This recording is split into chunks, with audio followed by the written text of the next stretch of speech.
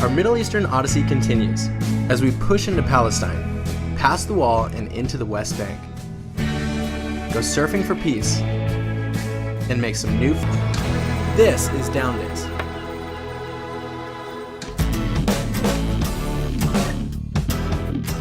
Hey, I'm Tanner, and these are my brothers, Pat and Dan. We are pro surfers. We travel, and we are on a mission to explore the world. Next on the list, Israel.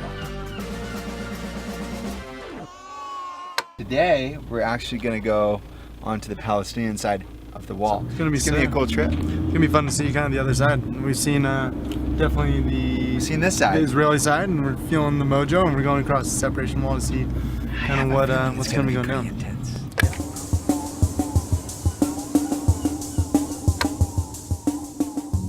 Wandering the streets of Jerusalem was enlightening. The old city is full of beauty, intensity, and belief. Now we are headed into Palestine, near Bethlehem, to explore life on the other side of the wall. So, we're on our way to Bethlehem right now.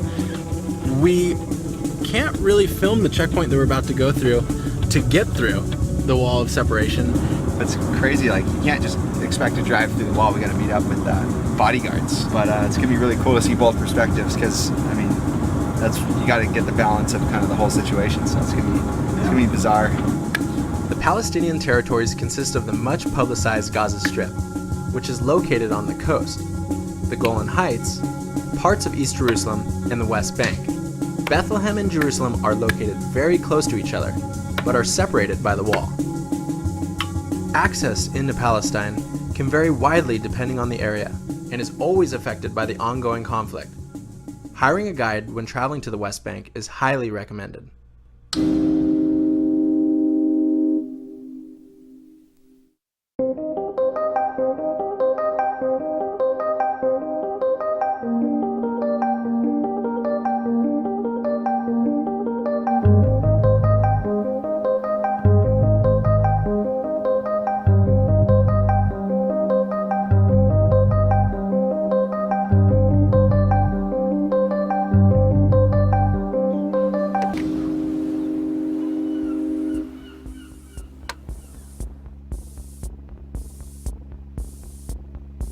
Palestinians' right to movement can depend on their Israeli-issued IDs.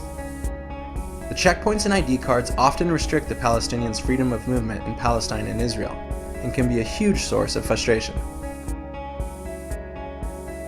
The scenery in Palestine is rugged and surreal. Hilly, winding streets and plain, unassuming buildings, with scattered street art and graffiti, supplying powerful images of protest. We thought we saw Banksy, so we decided to pull over and check it out. We were driving down the road and we thought we saw Banksy. It's located through a car wash on the side of a building, and it's absolutely spectacular. I always thought that he would just kind of do it at another place and then paste it up, but it looks like he just painted it straight on. Look at that. You see like the brush strokes and everything, so.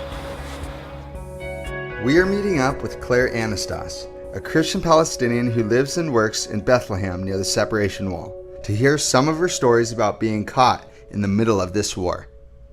My name is Claire Anastas. We are in Bethlehem City. We are in an area called Tomb. It's between Bethlehem and Jerusalem. Before the wall was built, it was a wonderful street. We used to have lots of restaurants and shops here. It was a big market. It used to be a holy place for all religions, Muslims, Christians, and Jews.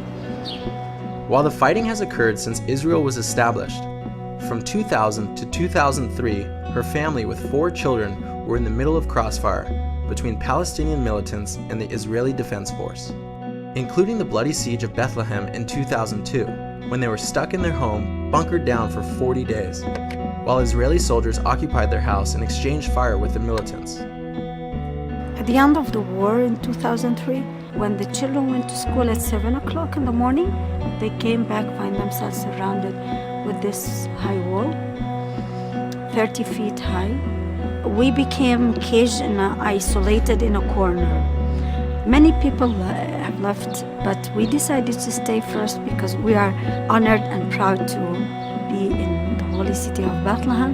And as Christian family, we wanted to represent the Christianity here because we are losing it. Before 25 years ago, we were at 90% Christians. Now we are less than 5 in Bethlehem city. Buried us alive in a big tomb. That's the impact. Build bridges, not walls over there. It's inspiring. All the art is so beautiful. And it's just crazy because we're right here. This house is, they built the wall all the way around it. Like, it's just gnarly. The separation wall is a sobering experience from the other side. The wall surrounds Claire's building on 3 sides. She now survives by running a souvenir shop, creating and selling small wooden statues that protest the wall and offer hope for peace. This wall has to be removed one day, and in the Holy Land, where it has to be the example of peace and not the example for a conflict. We believe in peace, and we have inner peace. We hope that the others will have the same and work for having peace for the future for all people.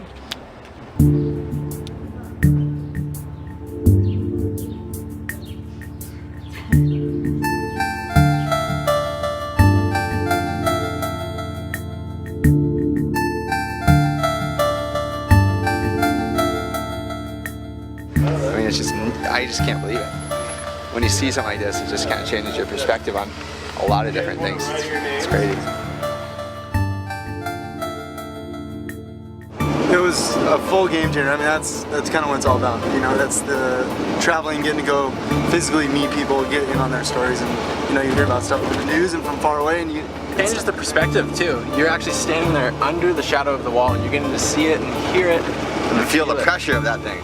I mean, it's just staring at you. It's so intense, and hearing Claire's stories, and I mean, it just was unbelievably. The art to me was the best part. It was like it's a message board for everyone speaking out, you know, kind of their opinion about having the separation wall. And it was just powerful. The aura was going off. It was mad. You can't help but feel affected by it, without a doubt.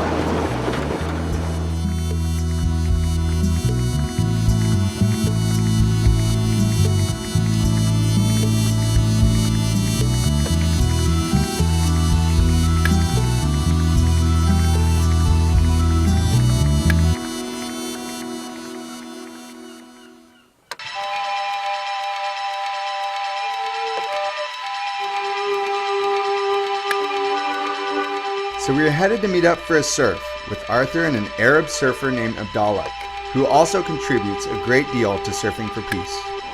קוראים לי עבדאללה, נולדתי בישראל, בג'אפה, בן 33, אוהב גלישה, חולה על גלישה, זה החיים שלי. Arab Israelis like Abdallah experience challenges living and working in Israel. They are often stereotyped and discriminated against by Israelis and Palestinians because of their culture and beliefs. לחיות כערבי ישראלי בתוך ישראל זה מאוד קשה. מבחינה שכל החבר'ה שלך משתייכים למסגרת הפלסטינאית. אתה אדם בלי זהות, אבל אני מעדיף לא להיות בעל זהות כבר.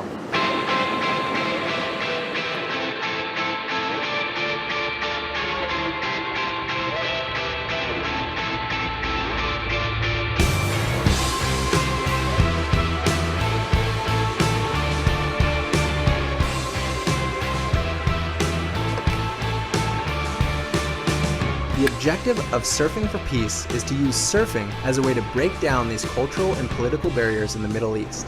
The mission of Surfing for Peace is to create a network and a bridge between Muslim surfers and Jew surfers all around the world. We actually started here in Tel Aviv, connecting with surfers from Jaffa. And then we moved on in 2007 to sending some boards to surfers from Gaza. Surfing for Peace זה אחד הארגונים שאני חושב שהיה צריך לקום מזמן, כי הוא מאוד פותח עולמות, הוא מחבר את כולם ביחד והוא לא מתערב בפוליטיקה ובמלחמות. We wanted to bring some gear for Arthur and the Surfing for Peace crew to donate to the surfers who had no way to get boards or other gear.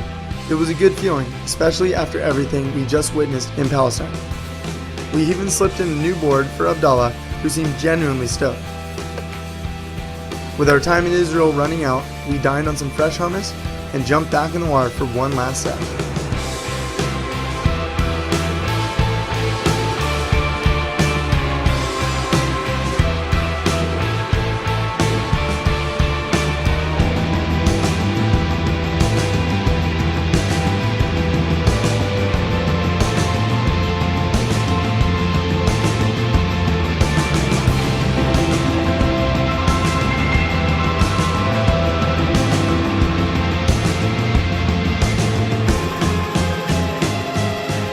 פתרון, להעלים את הפוליטיקאים. זה הפתרון. שלא יהיה פוליטיקאים, זה הפתרון הכי טוב.